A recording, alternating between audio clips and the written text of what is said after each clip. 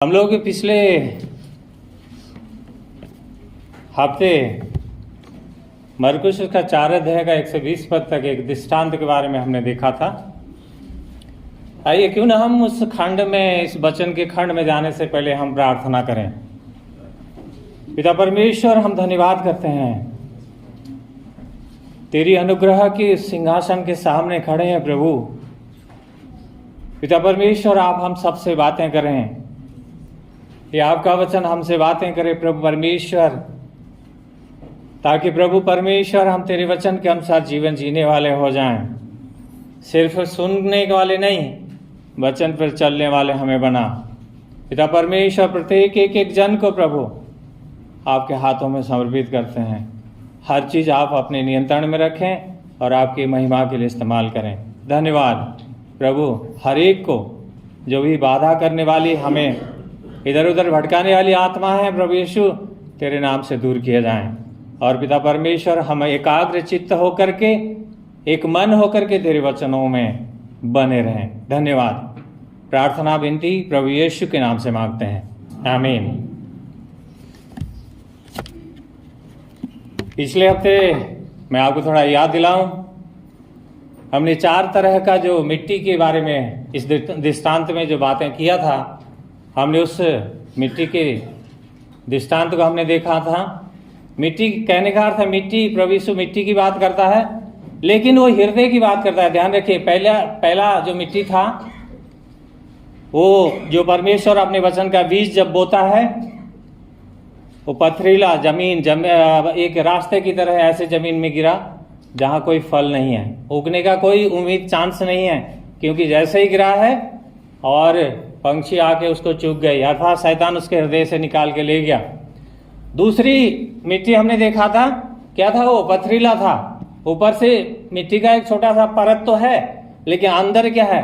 चट्टाने हैं। वचन तो सुनता है, वचन तो हृदय में जाता है, उगता भी है, लेकिन होता क्या है? थोड़ी सी समस्या, थोड़ी सी परेशानी, थोड़ी सी मसीह यीशु के नाम से अगर परीक्षा आ जाती है, वो व्यक्ति क्या हो जाता है? छोड़ के चला जाता है। वो दूसरी तरह की मिट्टी हमने देखा था। तीसरी तरह का मिट्टी है, वो मिट्टी, बीज उस मिट्टी में गिरा है, पौधा बन के उगा भी है, लेकिन क्या हुआ? उस पौधे के साथ बहुत सी चीजें, झाड़ी और जंगल और कई चीजें उसमें उगी हैं। हमने इसके बारे में बात किया था। वो हृदय परमेश्वर का वचन तो ग्रहण तो किया है, गया तो है, परंतु संसार की चिंताएं, संसार की फिक्री, बहुत सी बातें, धन का लोभ, कई लालच, कई चीजों में फंस करके वो परमेश्वर का वचन को फल के रूप में आने देता नहीं है, उसके जीवन में नहीं आता।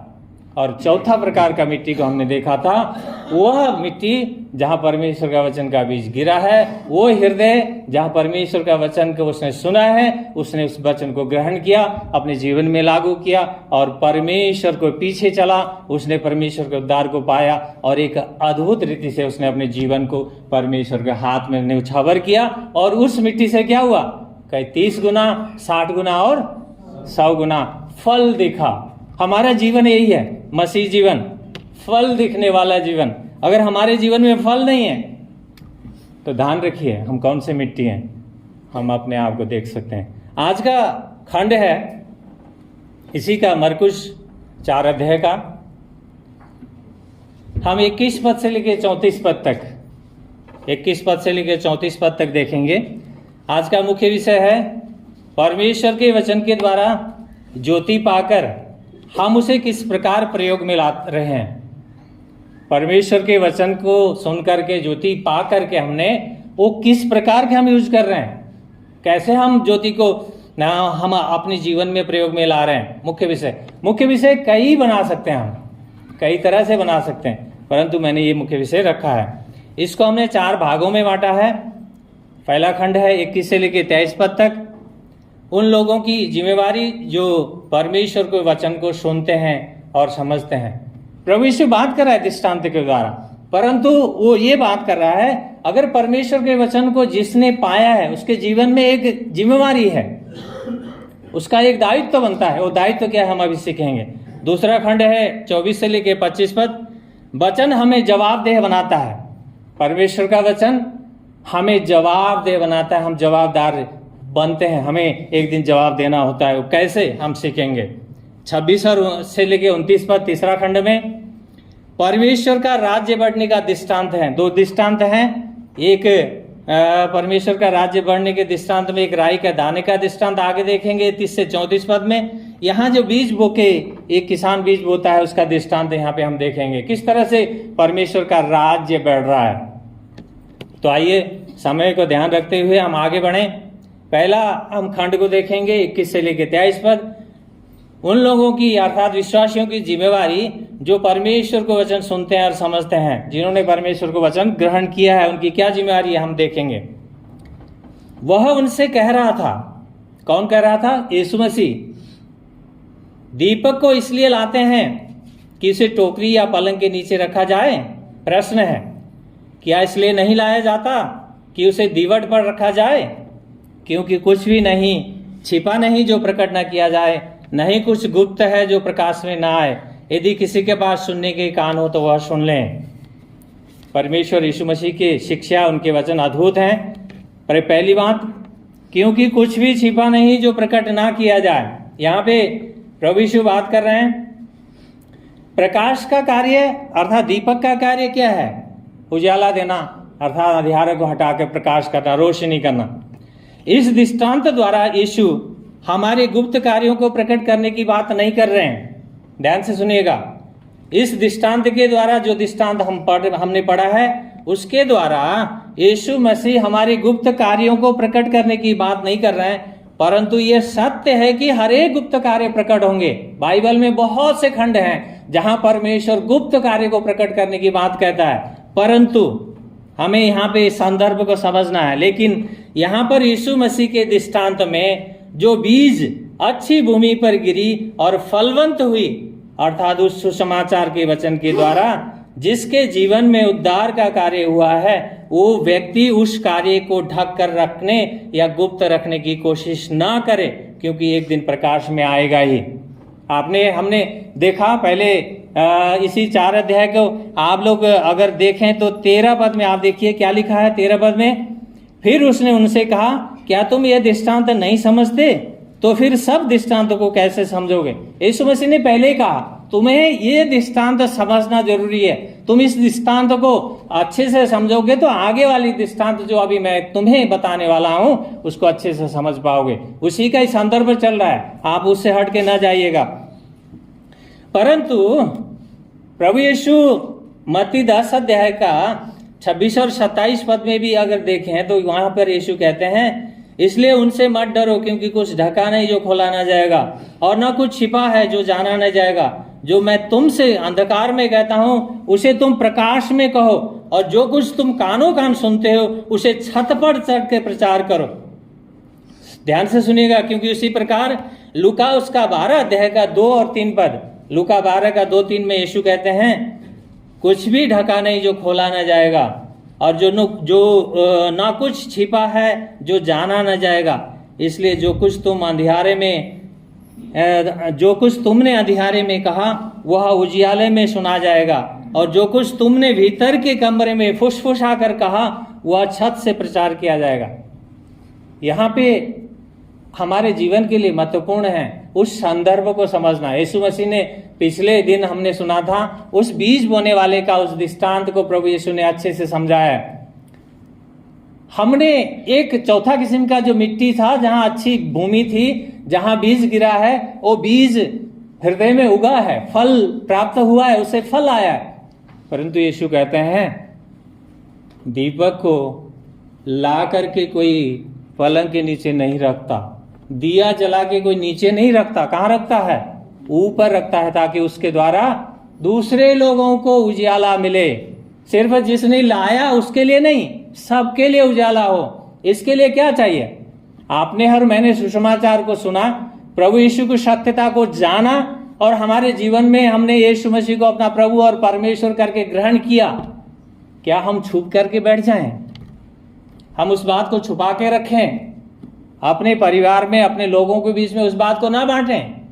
प्रभु यीशु इसी बात को बात करता है, ध्यान रखिएगा। यहाँ दीपक का जो दृष्टांत से जुड़ा हुआ, दूसरे दृष्टांत से जुड़ा हुआ बात है। यीशु मसीह कहता है आपने और मैंने अगर सुसमाचार को जान के हम यीशु के बने हैं, यीशु के चरणों में आए हैं, हमने उद्धार को पाया है, यीशु मसीह के उस स्वाद को हमने चखा है, तो फिर छुप करके नहीं बैठ सकते। परंतु एक चीज हमें जानना होगा, देखिए कई मुस्लिम कंट्री हैं, कई ऐसे देश में हैं जहां का परिस्थिति अलग है, वो बात अलग है, हम उस बात की बात नहीं कर रहा। ये प्रभु यीशु कहां बात कर रहा था उस समय? ये इस्राएल में यहूदियों के बीच में यीशु मसीह बात कर रहा है। वहां पे ऐसी कोई बंदिश और समस्या नहीं थी। इसीलिए कहता है तुमने अगर यीशु मसीह को जाना है, तुमने अगर उस सच्चाई को जाना है, तुम्हारे जीवन में अगर फल है, उस मसीह का फल उगा है, तो तुम छुपा के रख नहीं सकते। तुम्हें क्या करना होगा? गवाही बननी पड़ेगी। तुम्हें यीशु मसीह के लिए अपने जीवन को रखना पड़ा। छुप के काम करेंगे, कैसा काम करते हैं छुप के? गलत काम, चोरी, कई प्रकार के काम जो छुप के करते हैं, छुपा के करते हैं। अगर हम मसीह को जानने के बाद में भी छुप छुप के काम करें, छुप छुप के करें, परिवार वाले, घर वाले क्या सोचेंगे?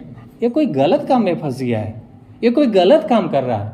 अगर हम उसको सत्यता को प्रकट ना करें, उन्हें ना बताएं, क्या होगा? सत्य क्या वो जान पाएंगे? जिस सत्य को हमने जाना है, जिस उद्धार को आपने और मैंने पाया, क्या वो दूसरे लोग जान पाएंगे? नहीं जान पाएंगे। एक दिन प्रकट तो होगा ही, परंतु प्रभु यीशु चाहते हैं क्या? जिसके जीवन में फल है वो प्रकट करे, जिसके जीवन में ज्योति है, अंधकार में जो लोग उनको रोशनी दिखाए।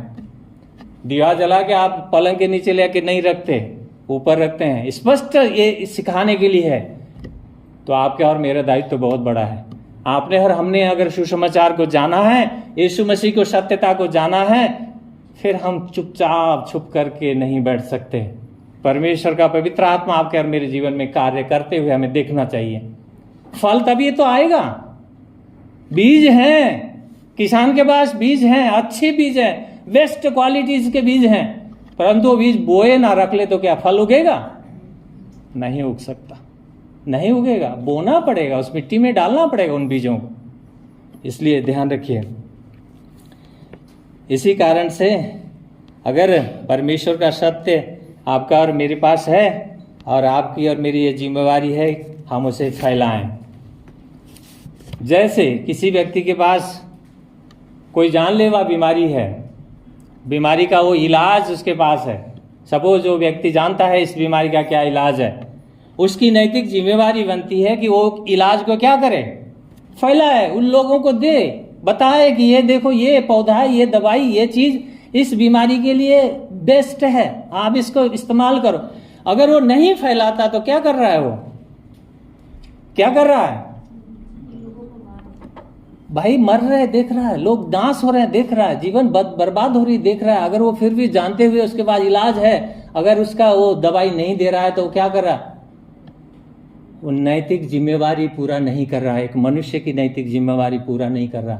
ठीक उसी तरह से यदि हमने दीपक को पाया और उसको छुपा लिया, तो हम उस दीपक का दुरुपयोग कर रहे हैं। सदुपयोग हमने नहीं किया। ध्यान से सुनिएगा, हम दुरुपयोग कर रहे हैं। क्योंकि प्रभु यीशु कहते हैं यूहन्ना 1:9 में, सत्य ज्योति यीशु मसीह है। यूहन्ना 1:9 में यीशु ने कहा सत्य ज्योति वो हैं। उसी तरह यूहन्ना 8:12 में भी यीशु कहते हैं जगत की ज्योति मैं हूं, कहा यीशु मसीह ने। मैं उसमें खंड में जा नहीं रहा हूं, मैं सिर्फ आपको बता रहा हूं। यीशु मसीह ने यूहन्ना 8:12 में कहा जगत की ज्योति मैं हूं। उसी तरह से यूहन्ना 12:46, यूहन्ना चैप्टर 12 वर्स 46 में यीशु मसीह कहते हैं मैं ज्योति हूं और जगत में आया हूं कि जो कोई मुझ पर विश्वास करता है वह अंधकार में ना रहे। अगर हम और आप कहते हैं हम विश्वासी हैं, हम और आप कहते हैं हमारा जीवन यीशु मसीह के द्वारा बचाया हुआ है, अगर हमारे जीवन के कार्य अंधकारपूर्ण हैं तो हम ज्योति में नहीं है, फिर हम गलतफहमी में हैं। ध्यान रखिएगा। इसी कारण महत्व है पूर्ण है, क्या हमने उस ज्योति को जाना है जो स्वयं कहता है मैं ज्योति हूं? परंतु फिर भी यीशु मसीह कहते हैं, यीशु मसीह मत्ती 5 अध्याय का 14 और 16 पद को बाद में पढ़ लीजिएगा। मत्ती 5 का 14 और 16 पद में यीशु मसीह कहते हैं तुम जगत के लिए ज्योति हो। यीशु मसीह खुद कहते हैं हाँ मैं ज्योति हूं। अभी क्या कर रहे हैं यीशु मसीह? तुम जगत की ज्योति हो। अगर ज्योति हो, कोई शहर अगर पहाड़ पे बना है तो छुप नहीं सकता। यीशु मसीह कहते हैं नहीं छुप सकता, वो प्रकट होगा ही होगा, दुनिया देखेंगे उसको। महत्वपूर्ण बातें ये है, अगर आपके और मेरे जीवन में यीशु मसीह का कार्य है, उस ज्योति का कार्य हुआ है, तो फिर छुप करके नहीं रह सकते। फिर छुपाने का कार्य नहीं है आपका और मेरा, क्योंकि यीशु मसीह आगे कहते हैं यहाँ इसी खंड में, यदि किसी के पास सुनने के कान हो तो वह सुन लें। कि यदि किसी के सुनने के कान हो तो वह सुन लें, सुनने के कान हो तो वह सुन लें। क्यों कह रहा है? बारंबार कहता है हमने इस खंड में कई बार कहा, 3 पद में कहा, 9 पद में कहा, 13 पद में कहा, 23 पद में कहा, 24 पद में कहा। आप अपने बाइबल में पढ़िएगा, सुनने के बारे में बार बार कहता है। महत्वपूर्ण है बहुत सुनना, परमेश्वर के वचन से सुनना बहुत महत्वपूर्ण है। इसीलिए सुनने के बारे में यीशु बार बार कहते हैं। सिर्फ सुनना नहीं, हम क्या सुनते हैं वो महत्वपूर्ण है, और सुन करके क्या हम अपने जीवन में उस वचन को लागू कर रहे हैं। एक खंड पढ़ेंगे, आइए याकूब उसका 3 अध्याय में, याकूब की पत्री निकालिए मेरे साथ। याकूब 1 अध्याय का 19 से लेके 22 पद में देखिए सुनने के बारे में याकूब, प्रेरित याकूब कैसे लिख रहा है।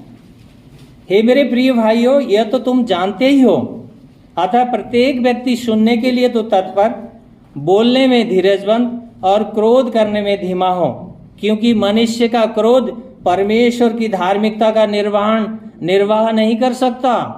इसलिए सारी मलिनता तथा समस्त दुष्टता को दूर करके उस वचन को नम्रता पूर्वक ग्रहण कर लो जो तुम में बोया गया है और जो तुम्हारे प्राणों को बचा सकता है। परंतु अपने आप को वचन पर चलने वाले प्रमाणित करो, न कि केवल सुनने वाले जो स्वयं को धोखा देते हैं। याकूब स्पष्ट रूप से कहता है सुनना ही काफी नहीं है, हम वचन के अनुसार चलते हैं, हमें प्रमाणित करने की जरूरत है। प्रमाणित मसीह जीवन, इसलिए मैं बार बार कहता हूं मसीह जीवन प्रैक्टिकल लाइफ है। मसीह जीवन ये थ्योरेटिकल लाइफ नहीं है। ये थ्योरी में हमने बाइबल में पढ़ लिया और इसको रख दिया, और हमारा व्यावहारिक जीवन मसीह जीवन कुछ और हो। नो, इस चर्च के अंदर जैसे जीवन जीते हैं, जहां कहीं भी जाएं, चाहे बाजार में जाएं, चाहे ड्यूटी में जाएं, नौकरी में जाएं, खेती में जाएं, कहीं भी जाएं, आपका और मेरा जीवन एक जैसा होना चाहता है परमेश्वर। अगर हम एक जैसा जीवन नहीं रखते तो फिर हम उसके वचन के अनुसार जीवन जीते नहीं हैं, सिर्फ सुनते हैं। ये महत्वपूर्ण है। इसी कारण पहला खंड जो वचन यीशु के द्वारा हमने, आपने और मैंने सुना है और पाया है, क्या आप भी उसको छिपा करके रखेंगे? प्रश्न है आपके लिए। अगर सच्चाई को जाना है, हमने वचन का बीज आपके और मेरे जीवन में उगा है, फल निकले हैं उस वचन से, तो फिर हम छिपा के नहीं रख सकते। अगर अभी भी छिपा के रखना चाहते हैं क्या, ये आपके और मेरे लिए प्रश्न है। आइए दूसरे खंड में आए, 24 और 25 पद। दूसरा खंड है परमेश्वर का वचन हमें जवाबदेह बनाता है। फिर यीशु ने उनसे कहा, चौकस रहो कि क्या सुनते हो। जिस माप से तुम मापते हो उसी माप से तुम्हारे लिए मापा जाएगा, और इससे भी अधिक तुमको दिया जाएगा। क्योंकि जिसके पास है उसे और दिया जाएगा, और जिसके पास नहीं है उससे जो कुछ उसके पास है वो भी ले लिया जाएगा। पहली बात यहाँ पे क्या है, मुख्य बात यीशु कह रहे हैं, यीशु ने उनसे कहा चौकस रहो कि क्या सुनते हो। महत्वपूर्ण है, पहले सुनने की बात कहा, अब यीशु मसीह कह रहे हैं कि चौकस रहो कि क्या सुनते हो। आज देखिए, सुनाने के लिए संसार सुनाता रहता है। घर में जाओ तो बीवी सुनाती है, बाहर जाओ बॉस सुनाता है, कहीं जाओ दूसरे सुनाते हैं। सुनाने के लिए सब तैयार है, परंतु सुनने के लिए तैयार नहीं है। सुनने के लिए तैयार नहीं है। ध्यान रखिए, प्रभु यीशु कह रहे हैं क्या सुनते हो, ये महत्वपूर्ण है। आज यूट्यूब भरा पड़ा है, यूट्यूब में बहुत सारी शिक्षाएं भरी पड़ी हैं, परंतु आपको चुनना है कि आप क्या सुनते हैं। क्या आप वचन की सत्यता की गहराई को सुन रहे हैं, कुछ और सुन रहे हैं? ये जिम्मेदारी आपकी भी है, क्योंकि परमेश्वर का वचन हमने पाया है, सुना है, तो परमेश्वर का वचन हमें जवाबदेह बनाता है। आपकी और मेरी, हम ये कह नहीं सकते बाद में, हम उसके सामने खड़े होंगे तो हम नहीं कह सकते प्रभु मुझे पता नहीं था, प्रभु मैंने जाना नहीं, नो, नहीं कह सकते। इसी कारण परमेश्वर क्या कह रहा है, क्या सुनते हो, बहुत महत्वपूर्ण है। यीशु मसीह कहते हैं, यहां संदर्भ समझिएगा, संदर्भ यहां क्या कह रहे हैं प्रभु यीशु? प्रभु यीशु ने कहा कि क्या सुनते हो। उस समय क्या था, यहूदी लोग शिक्षक लोग थे, फरीसी, सदुकी, शास्त्री लोग बहुत शिक्षक थे, लेकिन यीशु मसीह सुसमाचार प्रचार कर रहा था, सुना रहा था लोगों को, लेकिन फिर भी लोग सुनना नहीं चाह रहे थे। इसी कारण यीशु मसीह ने इन दृष्टांतों के द्वारा बात किया और कहा महत्वपूर्ण ये है कि तुम क्या सुनते हो, ये ध्यान करो। सुनना ही महत्वपूर्ण नहीं है, लेकिन क्या सुनते हो ये बहुत महत्वपूर्ण है। आगे वो कहता है, फिर यीशु ने उनसे कहा चौकस रहो कि क्या सुनते हो। हाँ, ये मैंने पढ़ लिया। आगे बढ़े। जिस माप से तुम मापते हो उसी माप से तुम्हारे लिए मापा जाएगा। देखिए, इस कारण जरूरी है कि तुम जो सुनते हो उस पर ध्यान दो। अभी मापने वाली बात आ गई, नापने वाली बात। यीशु मसीह ने मत्ती 7:2 में कहा, क्योंकि जिस प्रकार तुम दोष लगाते हो उसी प्रकार तुम पर भी दोष लगाया जाएगा। जिस नाप से तुम नापते हो उसी नाप से तुम्हारे लिए नापा जाएगा। उसी तरह लूका 6:38 में यीशु मसीह कहते हैं, जिस नाप से तुम दूसरों के लिए नापते हो उसी नाप से तुम्हारे लिए भी नापा जाएगा। देखिए, यहाँ पे संदर्भ अलग है, परंतु हम इस संदर्भ पे रहें। यीशु मसीह ने एक दृष्टांत कहा। यीशु मसीह ने कहा कि उस फलवंत किसान का बीज एक अच्छी मिट्टी में गिरी, फल आया, उसके बाद का जीवन के बारे में प्रभु यीशु बात कर रहा है। उसी संदर्भ को लेकर चल रहा है, क्योंकि महत्वपूर्ण है। अगर हम सुन रहे हैं परमेश्वर से, अगर सुन रहे हैं वचन से, तो क्या होगा, हमारा आत्मिक जीवन, हमारा मसीह जीवन और उन्नति करेगा, फल बढ़ेंगे।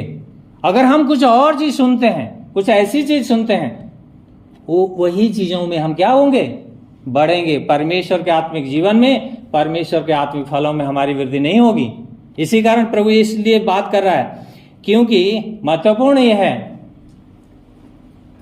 अगर किसी व्यक्ति सुसमाचार में दिलचस्पी नहीं है, सुसमाचार प्रचार में उसका मन नहीं लगता सुनने में, और चर्च में प्रचारक या लोगों के जीवन में दोष ढूंढना चाहता है, उस सुसमाचार के प्रति हजारों दोष मिल जाएंगे। क्यों पता है, हम लोग सुपरमैन नहीं हैं, हम भी आपकी तरह ही हैं।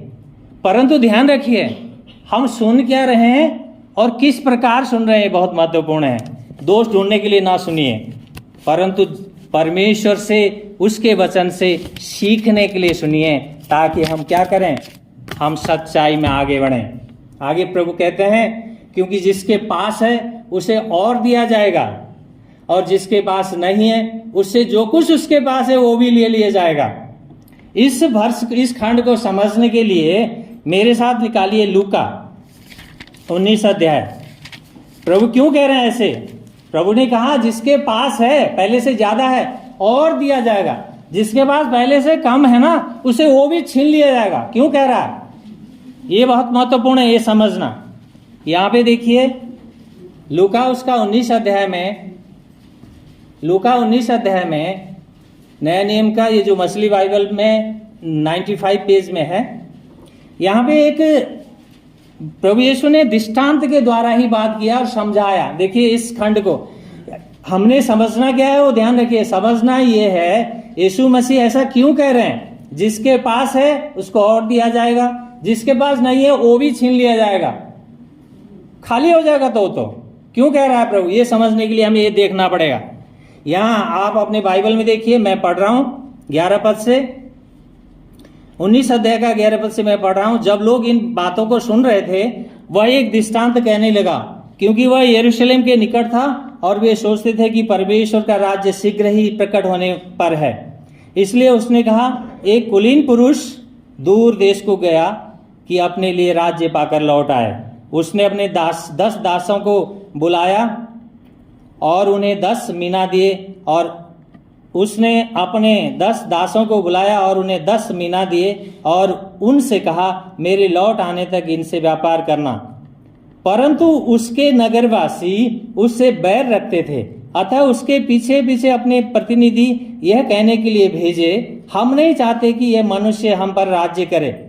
ऐसा हुआ कि जब वह राज्य पाकर लौटा तो उसने आज्ञा दी कि वे दास जिनको उसने धन दिया था बुलाए जाएं, जिससे उसे मालूम हो जाए कि उसने कैसा व्यापार किया। पहले ने आकर कहा, हे स्वामी, तेरे मीना से ने 10 मीना और कमाए।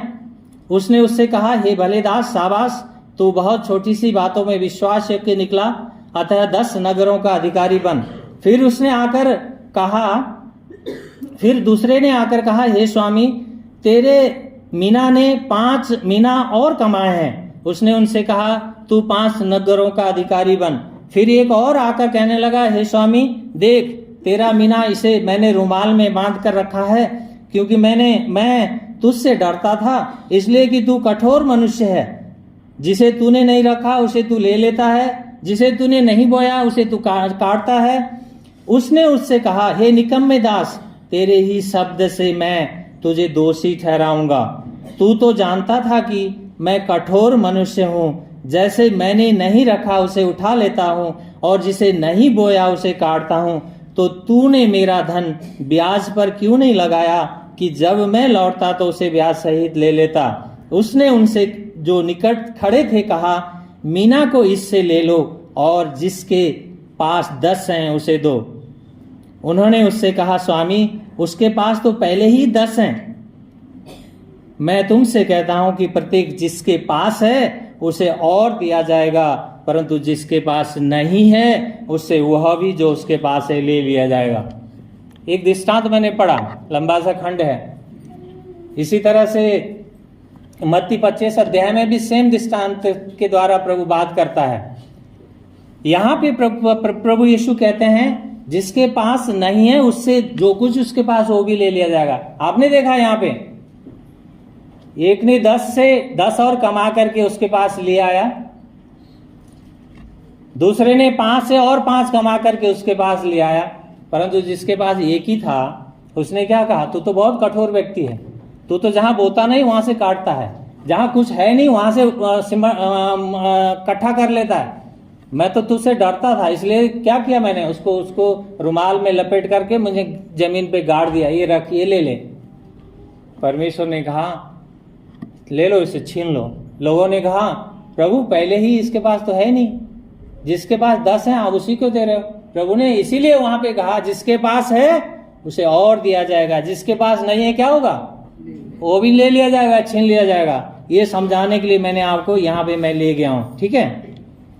इसी कारण यहाँ पे क्या है, अगर आप जितना अधिक परमेश्वर के वचन सुनेंगे, देखिए संदर्भ को ना भूलिएगा, प्रभु यीशु बात कर रहे हैं अपने वचन सुनने के बारे में। जितना अधिक आप सांसारिक चीजें सुनते हैं आपको संसार भटकाएगा, जितना अधिक परमेश्वर के बातें आप सुनते हैं, परमेश्वर के विषय को सुनते हैं, तो आपके जीवन में परमेश्वर का अनुग्रह और उस वचन की शिक्षा में आप बढ़ते हैं। मगर ध्यान रखिएगा कि आप क्या सुन रहे हैं, वो भी प्रभु ने कहा है। इसी कारण अपने अपने जीवन में देखिएगा क्या सुनते हैं और कौन सी चीजें हम सुनते हैं। क्या हमारे पास थोड़ा बहुत जो भी है प्रभु क्या वो भी छीन लेना चाहता है या हमें और बढ़ाना चाहता है, यह हम अपने जीवनों से देख सकते हैं। तीसरे खंड में हम जाएंगे 26 से लेकर 29 पद, परमेश्वर का राज्य बढ़ने का दृष्टांत। मरकुस उसका 4 अध्याय का 26 से 29 में देखिएगा। उसने कहा, परमेश्वर का राज्य ऐसा है जैसे कोई मनुष्य भूमि पर बीज डाले और रात को सो जाए और दिन को जाग जाए और वह बीज अंकुरित होकर बढ़े। वह व्यक्ति स्वयं नहीं जानता कि यह कैसे होता है। भूमि अपने आप फसल उपजाती है, पहले अंकुर, तब बालें और तब बालों में तैयार दाने, परंतु जब फसल पक जाती है तो वह तुरंत हंसिया लगाता है क्योंकि कठिनाई आ पहुंची है। यीशु मसीह ने कहा, परमेश्वर का राज्य ऐसा है जैसे कोई मनुष्य भूमि पर बीज डाले किसान जब खेत में बीज बोता है, हम सब लोग किसान आप जानते हैं, ज्यादातर बीज किसान खेत में बो के आता है, वो नहीं जानता, उसे बॉटनी वगैरह नहीं पता, अभी वो साइंस के बारे में जानता नहीं। किसान क्या करता है, बीज बोआया, उसके बाद वो अपने घर में सोता है, जाता है, दिन में देखता है, मगर उसे नहीं पता वो कैसे अंकुरित हो रहा है, कैसे वो फल बढ़ रहा है, कैसे ऊपर बालें निकल रही हैं, पत्ते निकल रही हैं, कैसे फल निकलता है, किसान नहीं जानता। परमेश्वर इसी के दृष्टांत के द्वारा हमसे बात करना चाहता है। मनुष्य का कार्य सिर्फ एक काम है, जिसने सुसमाचार को जाना, जिसने प्रभु के उद्धार को जाना, उसका कार्य है बोना। और उसके बाद आपका और मेरा चिंता का विषय नहीं है कि फल आएगा कि नहीं आएगा, ये बचेगा कि नहीं बचेगा, कार्य होगा कि नहीं होगा, वो परमेश्वर का कार्य है, परमेश्वर बढ़ाएगा। देखिए 1 कोरिन्थियों 3:6 में प्रेरित पौलुस लिखते हैं, 1 कोरिन्थियों 3:6 पद में, मैंने बोया, अपोल्लोस ने सींचा, परंतु परमेश्वर ने बढ़ाया। पौलुस यहाँ पे लिखता है क्या, कोरिन्थियों को मंडली के लिखते हुए, उस मंडली में क्या गुटबंदी है, फुट है, कई तरह की समस्या है, परंतु वहां पे उन लोगों को एक करने के लिए, एकता में लाने के लिए वो कहता है, देखो पौलुस कुछ नहीं है, अपोल्लोस कुछ नहीं है, कैफा कुछ नहीं है, सिर्फ है तो कौन, एक है, मसीह है, इसको मत भूलो। मैंने बीज बोया है, इसने अपोल्लोस ने सींचा, पानी डाला, लेकिन बढ़ाने वाला कौन है, परमेश्वर है, उसने बढ़ाया है। उसमें बढ़ाने में मेरा और अपोल्लोस का कोई हाथ नहीं, कोई रोल नहीं है, परमेश्वर करता है। इसी कारण से अगर परमेश्वर का वचन हमारे अंदर, देखिए मैं 87 में मैं कॉलेज में पढ़ रहा था, उस समय मिशनरियों के द्वारा पर्दे में एक मूवी दिखाया गया था, रात को हमने बैठ के देखा था। मैंने देखा उस दिन, उस मूवी को देखते हुए मैंने संसार की जो दूसरे चलचित्र जो पिक्चर देखते हैं ठीक उसी तरह से लिया और एक मूवी की तरह देख के मैं वहां से निकल के चला गया। लेकिन याद रखिए, परमेश्वर ने उस दिन मेरे जीवन में एक बीज बोया हुआ था। वो बीज मुझे नहीं पता था, मेरे अंदर परमेश्वर का वो बीज कार्य कर रहा है। लेकिन 95 में जब मैं जम्मू में था, जब मेरी पोस्टिंग वहां पे हुई थी, मेरा जीवन का फल वहां से दिखना शुरू हुआ।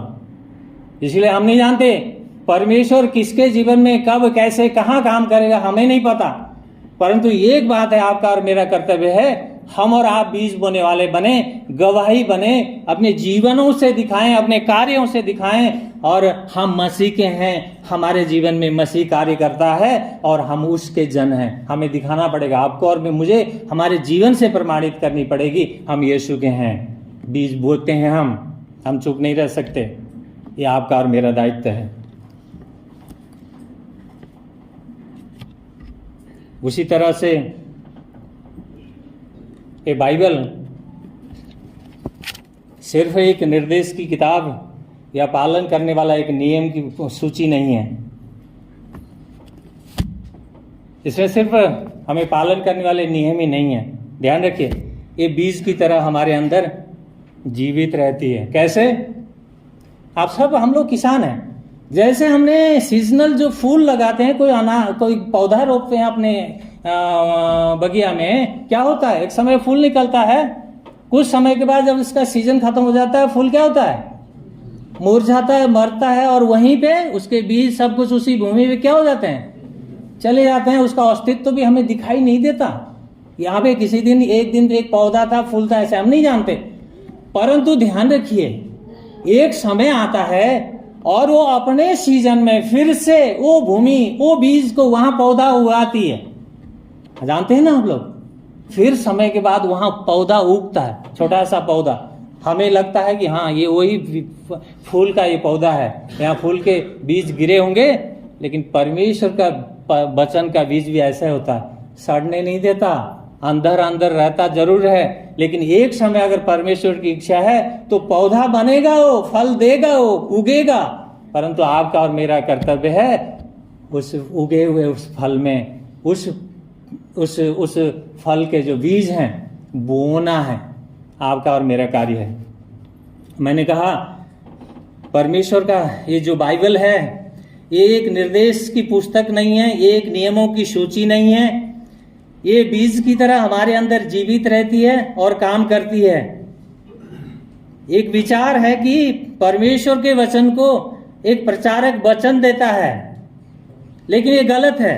एक प्रचारक के पास परमेश्वर के वचन को देने के लिए उसके पास सिर्फ एक चीज है, वह है उसकी आवाज, उसके अलावा कुछ नहीं दे सकता। परमेश्वर अपने वचनों का बीज बोता है, लेकिन वो एक माध्यम बनता है, सिर्फ एक आवाज देता है उसके वचनों को। ये हमें नहीं भूलना है। इसी कारण बीज की तरह परमेश्वर के वचन में एक अद्भुत शक्ति है। वो शक्ति ये है कि वो अपने उचित समय में बीज को उगाती है, बीज उगता ही है। तो हमने अभी देखा, दूसरी एक बात थी, कटनी आ गई है। किसान ने जब बीज बोया, खेती में बीज बो दिया, फसल आई, उगी, पकेगी तो क्या होगा? किसान हंसिया लगाएगा कि नहीं लगाएगा? लगाएगा, काटेगा, उसको लाएगा। परंतु यहाँ पे परमेश्वर का वचन किसान के उस फसल की बात नहीं कर रहा है। ध्यान रखिए, परमेश्वर का ये वचन बात कर रहा है, परमेश्वर के वचन के बीच जब संपूर्ण पृथ्वी में फैल जाए, एक समय कटनी का समय आने वाला है, न्याय का समय आने वाला है। ये उस बात की बात कर रहा है, उस फसल की बात कर रहा है। तो इसीलिए अपने आप को क्या करें? तैयार कर लें, अभी से तैयारी में लग जाएं। चौथा खंड में आएंगे हम, 30 से लेकर 34 पद में।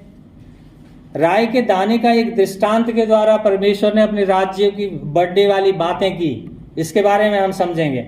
उसने कहा, परमेश्वर के राज्य की उपमा हम किससे दें अथवा किस दृष्टांत के द्वारा हम उसका वर्णन करें?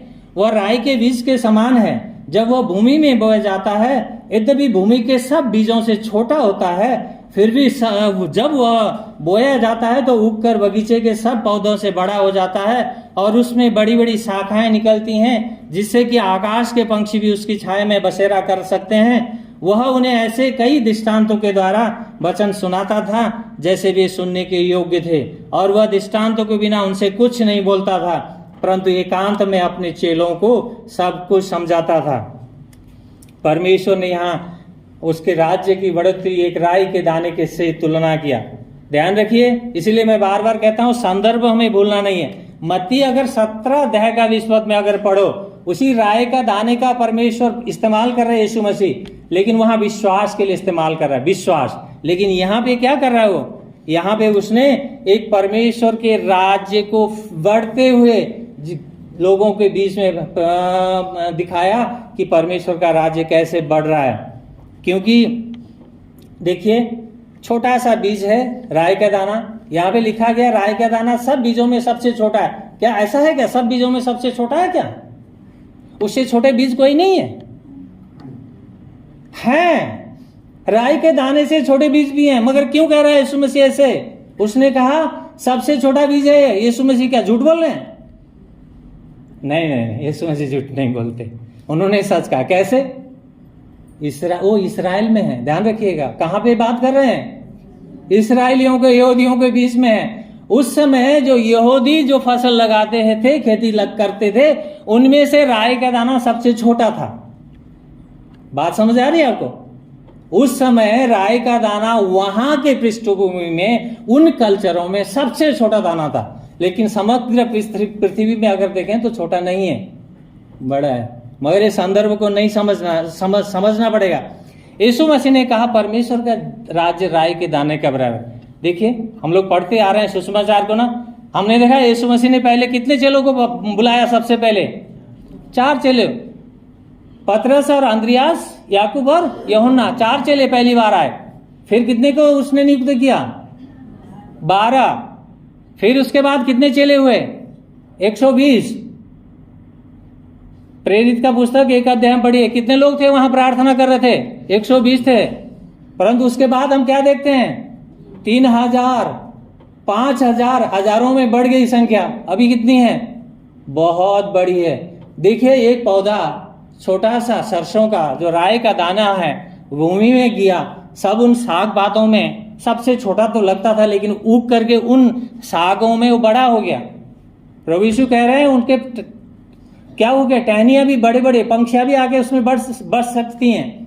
ऐसा एक राय का दाना बन गया, एक पौधे के रूप में, विशाल पौधे के एक चित्रण है। यहाँ पे ध्यान रखिए, परमेश्वर का राज्य का बढ़ना एक चित्रण की तरह सिखाना चाहता है कि उसके राज्य का बढ़ना कैसा है। एक छोटा सा दाना से उन्होंने शुरू किया, छोटा सा कार्य से 4 चेलों को उसने बुलाया, 12 हुए, कार्मिक रूप में परमेश्वर का राज्य बढ़ता गया। आज उस राज्य में बढ़ने का नतीजा है आप और हम यहाँ पे हैं। उसका राज्य बढ़ ही रहा है, कभी रुकेगा नहीं, कम नहीं होगा। जितना सतावट आए, जितनी समस्या आए, परमेश्वर का राज्य, रोमी सैनिकों शासन ने बहुत अत्याचार किया, फिर भी परमेश्वर का राज्य रुका नहीं, बढ़ता ही चला गया।